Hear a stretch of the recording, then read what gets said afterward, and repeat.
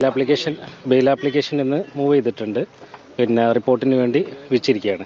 ഏതായാലും റിപ്പോർട്ട് വരട്ടെ. ബാക്കി കോടതിൻ്റെ പരിഗണനയിലുള്ള ഒരു കേസായതുകൊണ്ട് കേസിനെ കുറിച്ച് കൂടുതലായിട്ടൊന്നും, അതിൻ്റെ കോണ്ടൻസിനെ കുറിച്ച് കൂടുതലായിട്ടൊന്നും പറയുന്നില്ല. ഏതായാലും റിപ്പോർട്ട് വന്ന് may be day after tomorrow ആയിരിക്കും. ഡേറ്റ് വെച്ചിട്ടില്ല.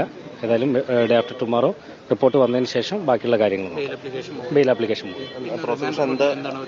അല്ല, പ്രോസിക്യൂഷൻ അതിൻ്റെ റിപ്പോർട്ട് വെക്കട്ടെ. റിമാൻഡ് റിപ്പോർട്ട് വെച്ചിട്ടുണ്ട്. അതിൽ നേരത്തെ കണ്ട ഒരുപാട് കാര്യങ്ങളൊക്കെ വെച്ചിട്ടുണ്ട്. ഞാൻ ആ റിമാൻഡ് റിപ്പോർട്ടിലേക്ക് പോയിട്ടില്ല. ഏതായാലും ഇന്ന് റിമാൻഡ് ചെയ്തല്ലോ.